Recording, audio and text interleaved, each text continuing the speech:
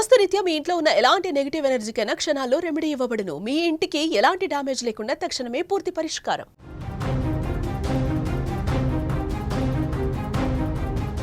Breaking news ఉన్నాం. బంగ్లాదేశ్ లో భారీ భూకంపం సంభవించింది. ఢాకాలో భూమి కంపించినట్లుగా తెలుస్తోంది. ఉదయం 10 గంటల 8 నిమిషాల సమయంలో ప్రకంపనలు వచ్చాయి. రిక్టర్ స్కేలుపై భూకంప తీవ్రత 5.5గా కూడా నమోదైంది. కూలిపోయాయి పలు భవనాలు కూడా. అక్కడ 6గురు మృతి చెందినట్టుగా కూడా నివేదికలు చెప్తూ ఉన్నాయి.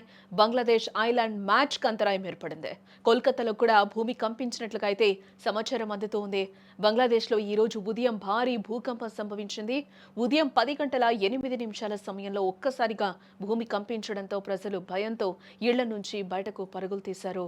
ఈ ప్రకృతి విపత్తు ధాటికి భారీ ఆస్తి ప్రాణ నష్టంగా వాటిల్లినట్లుగా తెలుస్తోంది. రిక్టర్ స్కేలుపై భూకంప తీవ్రత 5.5గా నమోదైంది.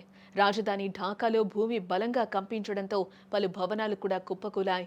ఇప్పటి వరకు అందిన ప్రాథమిక సమాచారం ప్రకారం చూస్తే భవనాలు కూలిపోవడం వల్ల 6గురు మృతి చెందినట్టుగా కూడా తెలుస్తూ ఉంది.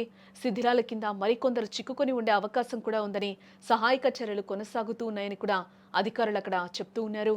ఈ భూకంప ప్రభావం క్రీడారంగంపై కూడా పడిందని చెప్పుకోవాలి. ప్రస్తుతం జరుగుతున్న బంగ్లాదేశ్ ఐలాండ్ క్రికెట్ మ్యాచ్ కు ఈ ప్రకంపనల వల్ల తీవ్ర అంతరాయం కలిగింది.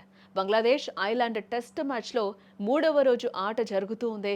ఉదయం సుమారు 10 గంటల 8 నిమిషాలకు భూకంపం మొదలైంది.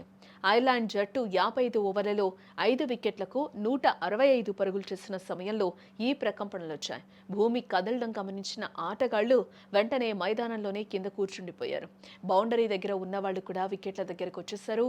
అలాగే డ్రెస్సింగ్ రూమ్ లో ఉన్న ప్లేయర్లు కూడా గ్రౌండ్లోకి వచ్చేయడం జరిగింది.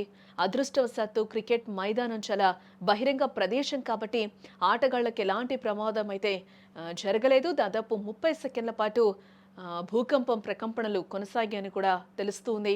భూకంప కేంద్రం బంగ్లాదేశ్లో ఉన్నప్పటికీ కూడా దీని ప్రభావం పొరుగున ఉన్న భారత్లోని పశ్చిమ బెంగాల్పై కూడా పడింది. కోల్కతా నగరంలోని పలు ప్రాంతాల్లో భూమి కంపించింది.